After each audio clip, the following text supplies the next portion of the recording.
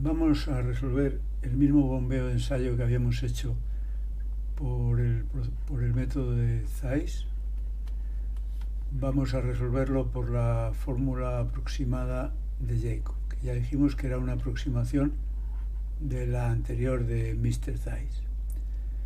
Los datos son los mismos, es decir, habíamos bombeado un caudal de 20 litros por segundo y habíamos estado midiendo los descensos en otro sondeo a una distancia de 150 metros. Los descensos que medimos, a los 7 minutos podía ser 1,80 metros, a los 10 minutos 2,15, a los 20 minutos 3 metros, podría ser este de aquí, etc.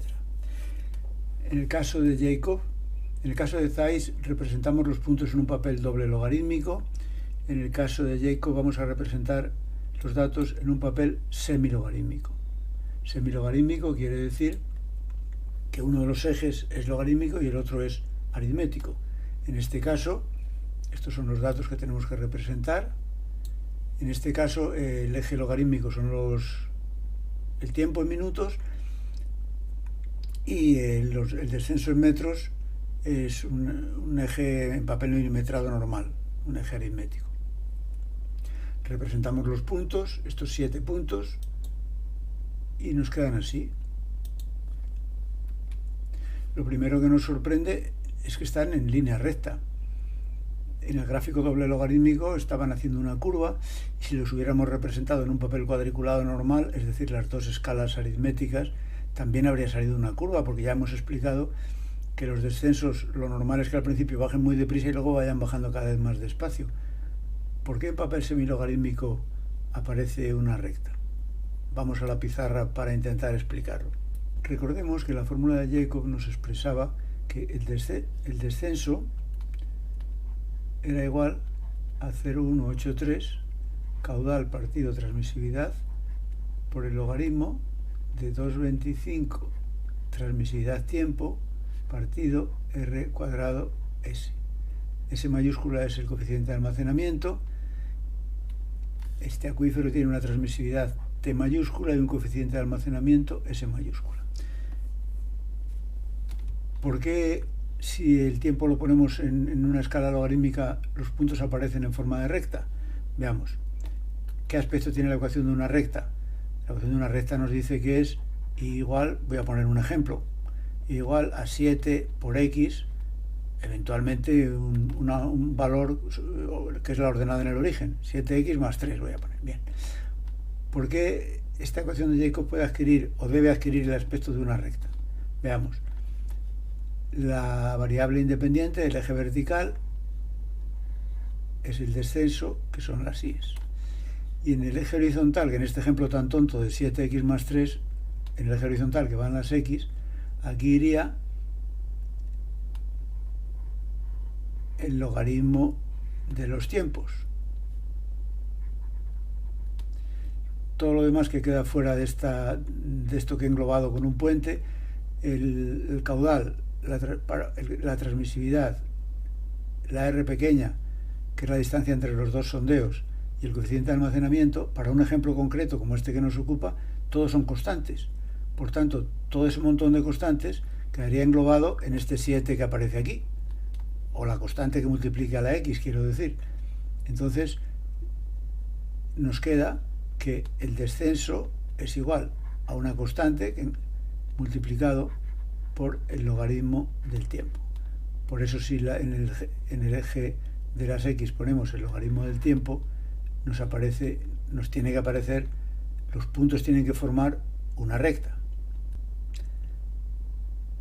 Ahora, representados los puntos, si esto fuera un papel, cogemos una regla de plástico, a ser posible transparente, para interpolar correctamente, y trazamos una recta que estima a ojo del operario que se ajuste a los puntos lo mejor posible.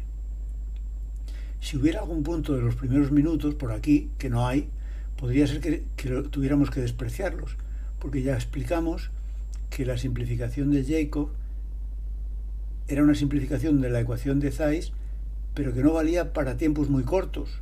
De manera que si aquí en los primeros minutos hubiera unos puntos que no estuvieran alineados con sus compañeros, estos primeros de 2 minutos o de 3 minutos quizá habría que despreciarlos, pero en este ejemplo no figuran. Bien, a partir de esta recta vamos a calcular la transmisividad y el coeficiente de almacenamiento. Primero la transmisividad.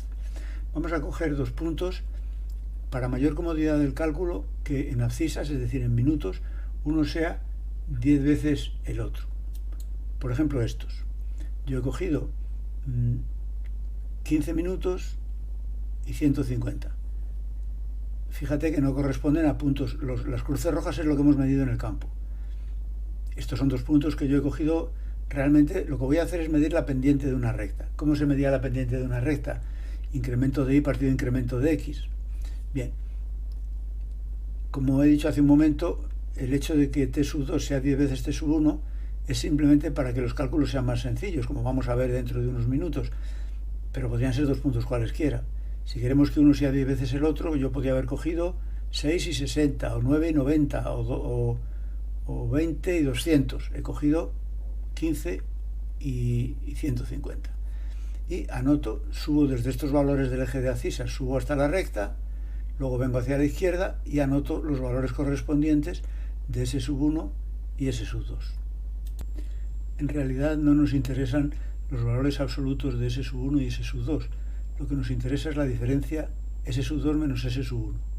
Esa diferencia que aquí son 0,5, 1,5, 2,5 y 2,8. Aquí hay 2,8 metros entre S sub 1 y S sub 2. Si en lugar de coger 15 y 150 hubiera cogido 9 y 90, esta diferencia entre S sub 1 y S sub 2 habría sido exactamente la misma que aquí, habría sido 2,8. Vamos a calcular la transmisividad. La ecuación de esta recta es la ecuación de Jacob, es decir, descenso es igual a 0,183 q partido t logaritmo de 225 t partido r cuadrado s. 2 puntos cualesquiera, un punto cualquiera de la recta, por ejemplo este, tiene que cumplir esa ecuación. Cualquier punto de cualquier recta cumple la ecuación de la recta. Así, como hemos elegido 2 puntos, hemos visto en el otro gráfico, como hemos elegido 2 puntos, esos 2 puntos tienen que cumplir la ecuación de Jacob. Por tanto, aplicando la ecuación de la recta a esos 2 puntos, el primer punto que hemos elegido en el gráfico que estábamos realizando, el primer punto tiene de coordenadas t sub 1, s sub 1. Está aquí. T sub 1, s sub 1. El segundo punto, t sub 2, s sub 2. Si restamos estas dos ecuaciones miembro a miembro, es decir, nos resulta esto que vemos aquí. Los miembros de la izquierda, S sub 2 menos S sub 1, igual, restamos los miembros de la derecha y sacamos factor común 0,183q partido t. Sacando esto factor común, queda el logaritmo de lo de arriba menos el logaritmo de lo de abajo.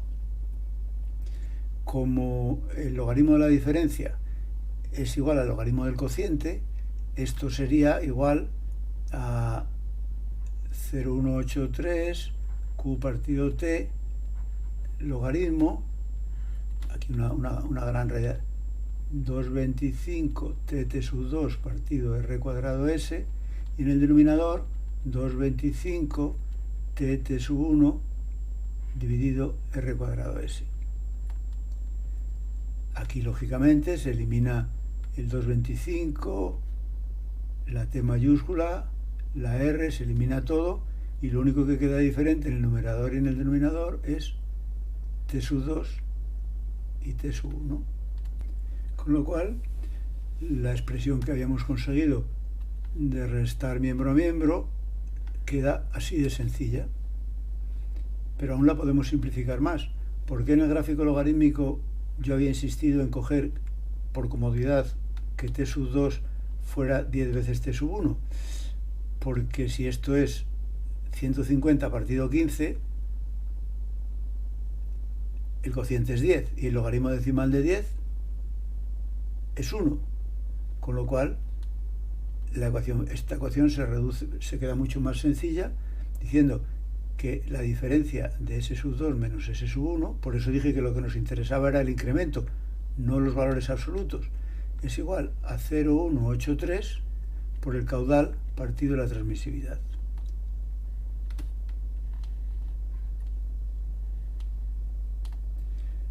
Y con esta ecuación ya podemos calcular la transmisividad. El cálculo es muy sencillo.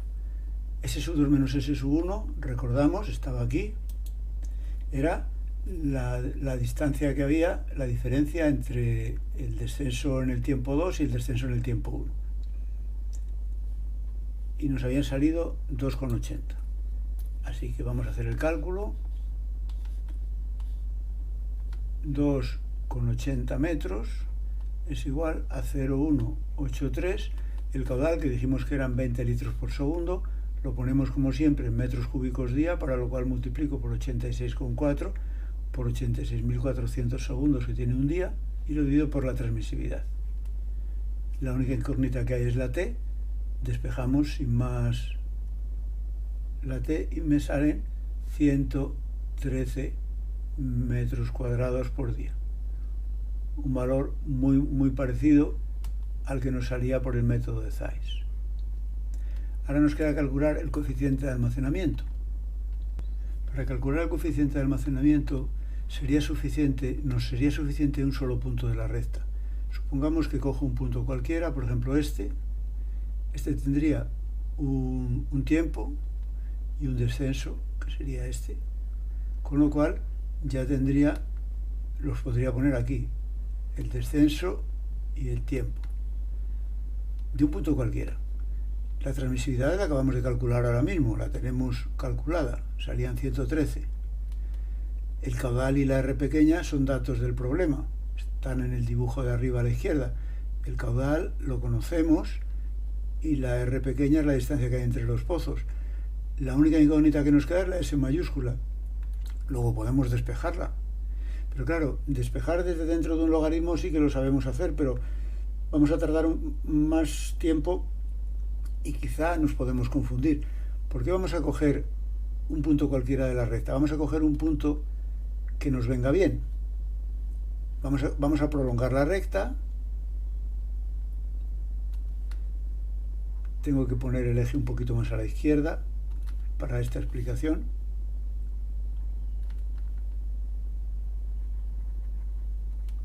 Bien, prolongamos la recta como estaba diciendo y este es un punto de la recta, como otro cualquiera.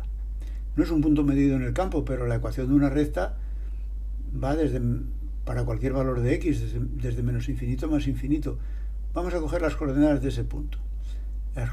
Vamos al gráfico y las tomamos allí con medidas reales.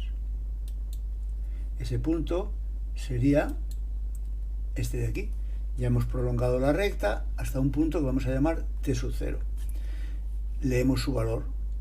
Es entre 1,5 1,8. Es decir, abscisa 1,8 minutos y ordenada 0. Bien, entonces, en lugar de coger cualquier punto de la recta, he tomado este, que es tiempo 1,8 minutos y descenso igual a 0. ¿Por qué este punto de la recta me simplifica los cálculos? Pues muy simple. Vamos a fijarnos en la ecuación de Jacob. Tiene un montón de variables, pero vamos a englobar vamos a meterlo en dos bolsas. Hemos dicho que para este punto el descenso es 0. Por tanto, 0 es igual a la bolsa de la izquierda por la bolsa de la derecha. Lo que está en la bolsa de la izquierda no puede ser 0. A ver, cuando el producto de dos factores es 0, o uno es 0, o el otro es 0, o ambos son 0. Esto que he englobado en la bolsa de la izquierda no es 0, porque son dos, caudal, transmisividad, luego esto es distinto de 0. El que tiene que ser 0 es la bolsa de la derecha. Y si el logaritmo de un número es igual a 0, logaritmo de cualquier número de x es 0, Eso significa que x es igual a 1. Por tanto, lo que está dentro del logaritmo es igual a 1. Es decir, para ese punto, y solo para ese punto, 2,25 TT, transmisividad tiempo, partido R cuadrado S, es igual a 1. Y aquí ya el cálculo sí que es muy sencillo, porque conocemos todos los valores. Conocemos la transmisividad, que la acabamos de calcular, es 113. Conocemos el tiempo, porque para ese punto el tiempo son 1,8 minutos, así que vamos a hacerlo. 2,25 por la transmisividad, que es 113, por el tiempo, que son 1,8 minutos. Hay que ponerlo en días, para lo cual divido por los minutos que tiene un día. R pequeña es la distancia que hay entre los dos pozos, que es 150 elevado al cuadrado, y el coeficiente de almacenamiento, que es la incógnita que tenemos que despejar. Y esto es igual a 1. Despejando aquí, me sale que el coeficiente de almacenamiento es 1,3 por 10 elevado a menos 5, valor similar al que nos, o si no idéntico, ahora no recuerdo, al que nos salía con el procedimiento de Zeiss.